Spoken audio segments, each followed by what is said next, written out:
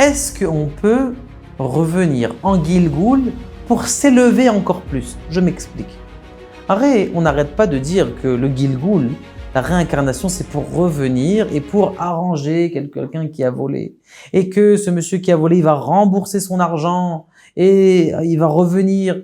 Et pour réparer, où est-ce que je peux revenir? Juste pour m'élever encore plus, pour préparer, pour venir pour avoir des perceptions encore plus élevées dans le ciel. Il était un monsieur qui était le fils d'un roi. Ah, je vous ai oublié de vous dire qu'il était une femme, Laure Alenu, qui est venue chez le Baal Shem Tov. Elle a commencé à pleurer. Mon fils, je lui ai fait la Brit Mila, le Moël était le meilleur Moël. Et juste après la Brit Mila, il a une hémorragie. Laure Alenu, mon fils. Il lui a dit, le Baal Shem Tov, asseyez-vous madame, prenez votre temps. Oui, qu'est-ce qu'il a dit, mon Rabbi? Il était une fois un roi. Ce roi avait un fils. Ce fils était d'une intelligence hors pair, il connaissait toutes les sciences. Il a décidé un beau jour de se rapprocher de la vérité. Il est parti voir par-ci, par Mont et par Vaux. Il a vu que dans certaines dogmes ou religions ou sectes, il manquait un petit peu de... Il est arrivé au judaïsme et il a dit qu'il veut devenir juif. Bien sûr, il a été accepté, il étudiait mamash matin, soir, jusqu'à ce qu'on lui a proposé une fille. Cet homme-là, il s'est marié et son beau-père était d'une richesse immensément riche qui lui a dit, écoute, voilà, je te donne une salle, une belle salle, tu as des livres, tu peux étudier quand tu veux. Et cet homme-là, il étudiait, tellement il est arrivé à un niveau, se convertit, il était tellement à un niveau qu'il arrivait à faire des aliyot neshamot. Explication de aliyot neshama, une élévation de l'âme. Votre corps est là, mais votre esprit est complètement dans les mondes supérieurs. Et donc lui, il est arrivé dans les mondes supérieurs. Et une fois, son beau-père est parti en voyage, et il revient, et il voit toute sa maison éteinte, sauf bien sûr la pièce de son gendre. Et il voit que son gendre, il est assis par terre, et il pleure. Qu'est-ce qui se passe? Il y a eu quelque chose de grave. Quelqu'un est mort, qu'est-ce qui t'arrive? Pourquoi tu pleures? Il dit, je peux pas vous raconter. Mais raconte-moi, qu'est-ce qui se passe? Il dit, écoute, je peux pas vous dire. Mais raconte-moi. Il dit, écoutez, ça fait tous les jours que je monte dans le ciel. Et je monte très élevé dans le ciel. Je fais des aliyat neshamot.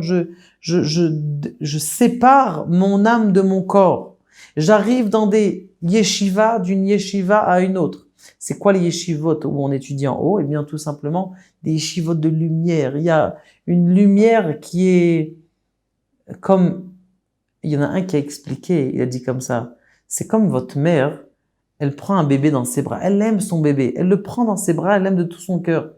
Elle dit, juste une mère qui prend un bébé dans ses bras, elle projette de l'amour. Eh bien, cette profusion d'amour, vous la multipliez en 1000 fois, et c'est ça ce qu'on ressent lorsqu'on rentre dans une de ces yeshivot. Vous pouvez un petit peu imaginer. C'est quelqu'un de contemporain qui a dit ça. Et donc, ce qui se passe, c'est que je suis rentré d'une yeshiva à une autre. Et je voulais taper à la porte d'une yeshiva, bien sûr dans les mondes supérieurs. C'est ce qui s'appelle le Hechal Tamir.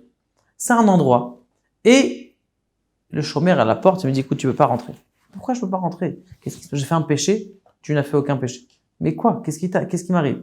Il dit, malheureusement, tu n'es pas né juif. Et uniquement quelqu'un qui est né juif et qui a eu la circoncision à 8 jours, il a le droit de rentrer ici. Sinon, il ne peut pas rentrer. Mais s'il te plaît, laisse-moi. Je suis désolé. Tu vas revenir en Gilgoul si tu veux.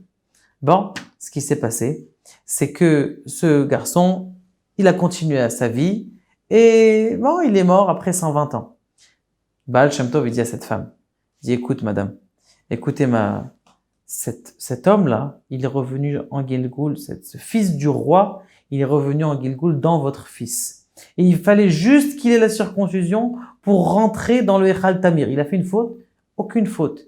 Il voulait juste avoir des perceptions encore plus élevées. Pour avoir une perception encore plus élevée, eh bien, tu peux demander à Dieu de revenir en Gilgoul, de passer une vie, mais des fois c'est tellement bien que ça vaut le coup de souffrir une vie, 70 ans, d'étudier la Torah juste pour rentrer et pour arriver des fois juste dans une yeshiva. Qu'Akadosh Baruch Hu nous aide à comprendre ces niveaux et à voir la volonté de vouloir percevoir et de vouloir grandir et de voir cette douceur qu'il y a cachée dans la Torah. Baruch Adonai, Leolam Amen.